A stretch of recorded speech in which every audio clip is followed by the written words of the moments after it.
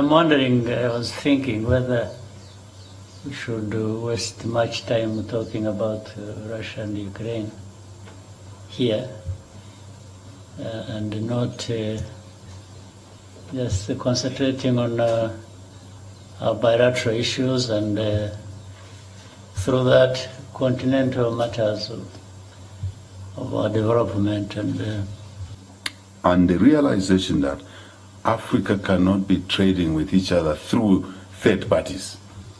And this is a tendency on our continent. Before President Kagame to come to Rwanda would have had to go to maybe Dubai and then fly to Rwanda. So we want to clean up these distortions. Direct flights, road network, rail. In fact, I was talking to the EU yesterday in Lusaka. My last meeting was with the EU to talk about the Africa infrastructure gateway, Africa gateway, to look at more than just one type. So it's technology, communication, it's roads, it's railways. So we can move goods. For example, in Zambia, we have a surplus in food. One of the few countries we have surplus in food, but we can't move it to Central African Republic. We can't easily and at a fair price. So these are the issues. So the issue of dollarization must be seen in the context of us integrating our economies for the greater good and being able to trade, invest and trade with each other without having to always quote another currency. And in there, you know, from the field, I'm sure, judging from your question, transaction costs we can reduce, translation costs, you know, we can reduce, foreign exchange exposure risk we can reduce. That is the story. So I think let's see that issue in the context of that. What President Ruto is saying is in the context of what we would like to do as a continent. And I can bet once we've done it, and we've done it properly, we make mistakes here and there, it will benefit an average African, an ordinary African. We need to cut on the cost. We need to cut on the rigidity. We need to cut on, you heard me talk about a non-stop border post, so that goods can move quickly from one country to another, deficit to surplus. And every country has a surplus in something, may have a deficit in another. But once we work together in that way, and we don't have to be limited by the rules around one currency, we can do things better. In a nutshell, that's what I would say, but we need the media to support this agenda. But I must also say that the best integration is one which delivers benefits to all the participants, not to one or two only. Because in the end, people start complaining. Those where the benefits are not flowing, they start seeing no value.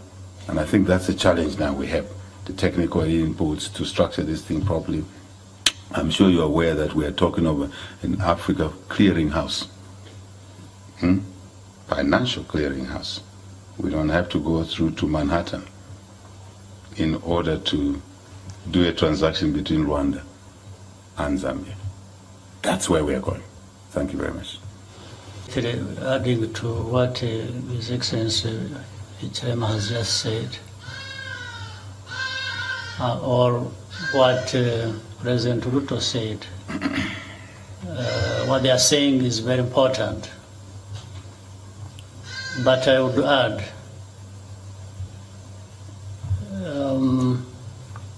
what is it that stopped us doing that, say, 10, 15 years ago? So we need to think about that, because it could have happened 10 years ago, it could have happened 15 years ago. So there are other things we have to do, but they all stand on the political will of our countries in our continent and leaders addressing some of these issues that would enable us to achieve that if, and I think it is important.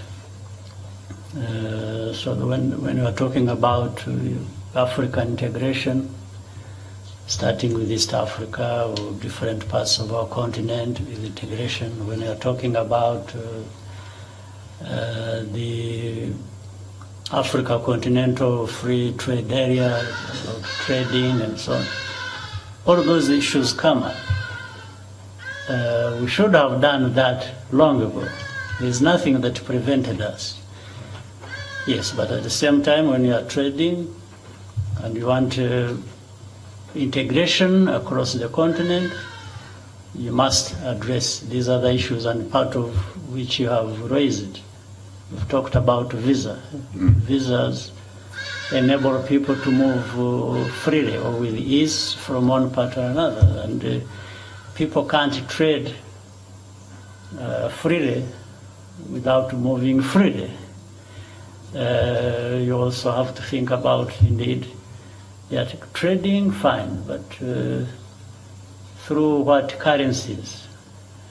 So it brings up the question of the dollar.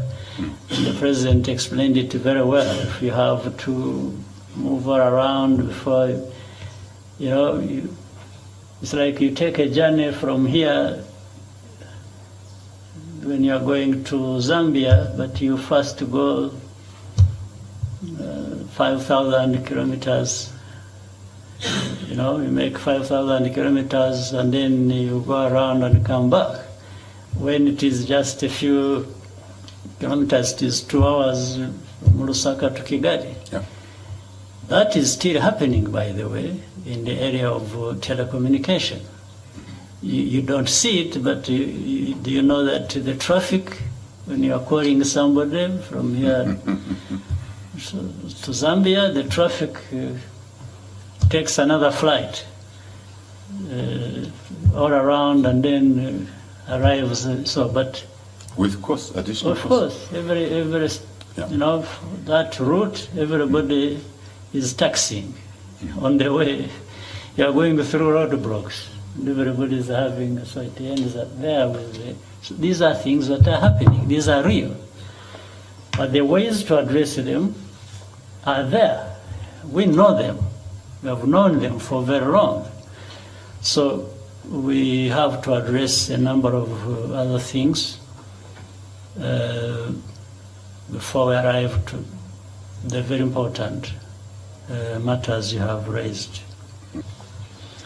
The only thing I can draw from that, this conflict, which has had many consequences that have gone beyond that geographical space and affected those of us, say, in Africa and beyond and other places, whether we shouldn't be thinking even more about what we should be doing together, and each of our countries doing their best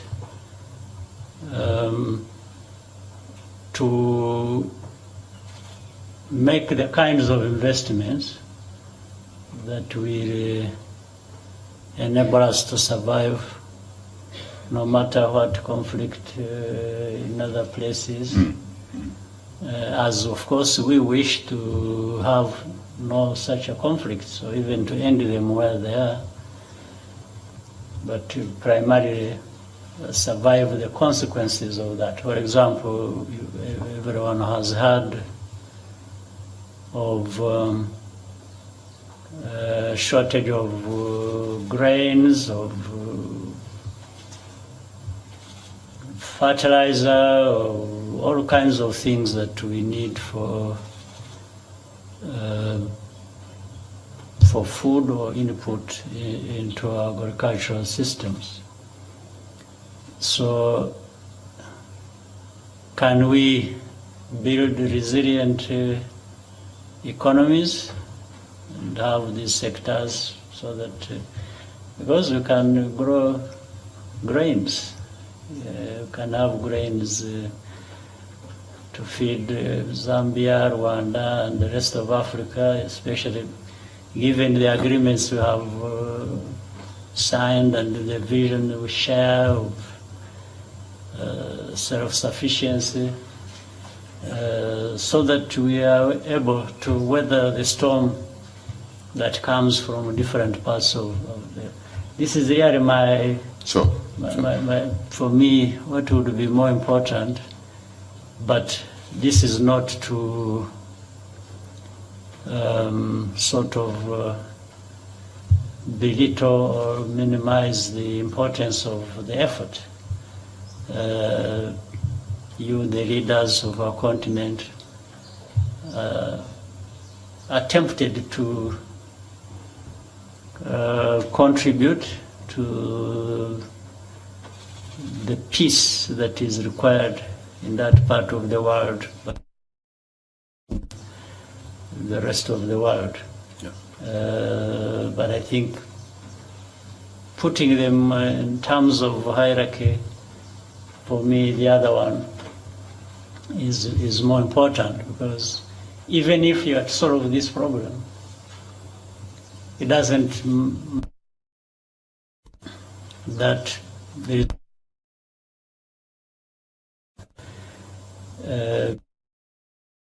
as we have seen, and I'm talking as a student of history, what happens in real life.